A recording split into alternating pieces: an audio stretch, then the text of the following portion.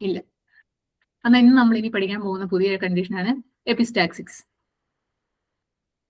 മൂക്കിൽ നിന്നുള്ള ബ്ലീഡിംഗ് ആണ് അതല്ലേ എപ്പിസ്റ്റാക്സിസ്.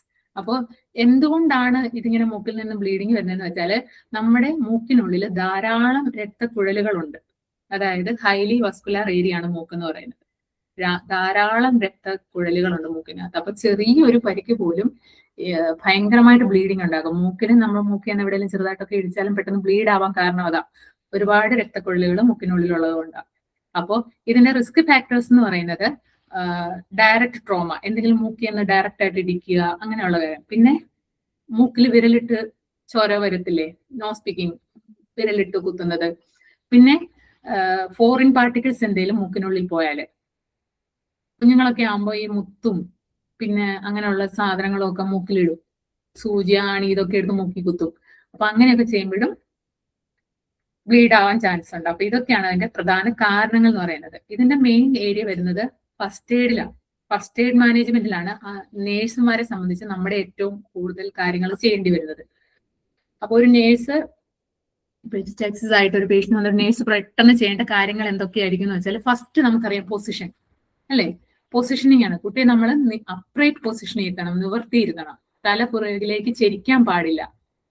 കാരണം പുറകിലേക്ക് ചെരിച്ചാൽ എന്ത് പറ്റും, നമ്മുടെ ശ്വാസകോശത്തിലേക്ക് ഇറങ്ങിപ്പോകും ബ്ലഡ്.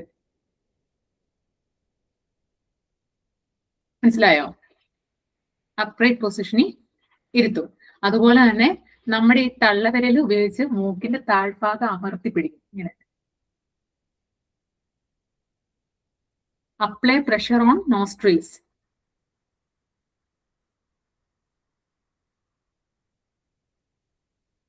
മനസ്സിലായോ? പിന്നെ കോൾഡ് ആപ്ലിക്കേഷൻ വെക്കും. കോൾഡ് ആപ്ലിക്കേഷൻ അതായത് മൂക്കിന് പുറത്ത് നമ്മൾ തണുപ്പ് കൊടുക്കും, ഈ ഐസ് പാക്ക് ഒക്കെ വെക്കും. അപ്പൊ എന്ത് പറ്റും, ഈ രക്തക്കുഴലെല്ലാം കൂടെ ചുരുങ്ങും. അപ്പം ബ്ലീഡിങ് നിൽക്കൂലോ. ഇതിനെയാണ് കോൾഡ് ആപ്ലിക്കേഷൻ എന്ന് പറയുന്നത്. പിന്നെ നേസൽ പാക്കിങ് ചെയ്യാറുണ്ട്. നേസൽ പാക്കിങ് എന്താ, ഈ അഡ്രിനാലിൻ വെച്ച് നനഞ്ഞ ഗോസും കൊണ്ട് നമ്മൾ മൂക്കിനുള്ളിൽ വെച്ച് കെട്ടും. നേസൽ പാക്കിംഗ് എന്ന് പറയുന്നത് അതാണ്. നമ്മൾ അഡ്രിനാലിൻ നനച്ച് വെച്ച ഗോസ് മൂക്കിനുള്ളിൽ വെച്ചിട്ട് പ്രഷർ അപ്ലൈ ചെയ്ത് കെട്ടിവെക്കും. അതിനെയാണ് നേസൽ പാക്കിംഗ് എന്ന് പറയുന്നത്. അപ്പൊ ഈ ഫസ്റ്റ് എയ്ഡ് മാനേജ്മെന്റിൽ നിന്ന് ഒരുപാട് ക്വസ്റ്റ്യൻസ് ചോദിക്കാറുണ്ട് കേട്ടോ. മനസ്സിലായോ എന്തൊക്കെയാണ്? പൊസിഷനിങ്, അപ്രൈറ്റ് പൊസിഷൻ തന്നെ ബാക്ക് വേർഡിലേക്ക് ആക്കിയത്. ബാക്ക് വേർഡിലേക്ക് ആക്കി എന്ത് സംഭവിക്കും, കയറും. പ്രഷർ അപ്ലൈ ചെയ്യും, നോസ്ട്രിൽസ് അല്ലേ. നമ്മൾ അപ്ലൈ പ്രഷർ ഓൺ നോസ്ട്രിൽസ്. അതുപോലെ തന്നെ കോൾഡ് ആപ്ലിക്കേഷൻ കൊടുക്കുമ്പോൾ ബ്ലഡ് വെസൽസ് ചുരുങ്ങും. അതുപോലെ തന്നെ നേസൽ പാക്കിംഗ്, അഡ്രിനാലിൻ കലർത്തിയ ഗോസ് പീസ് കൊണ്ട് പാക്ക് ചെയ്ത് വെക്കും. അപ്പൊ ഇത്ര ഏരിയയിൽ നിന്ന് ചോദിക്കാറുണ്ട് കേട്ടോ. ഇതാണ് മെയിൻ.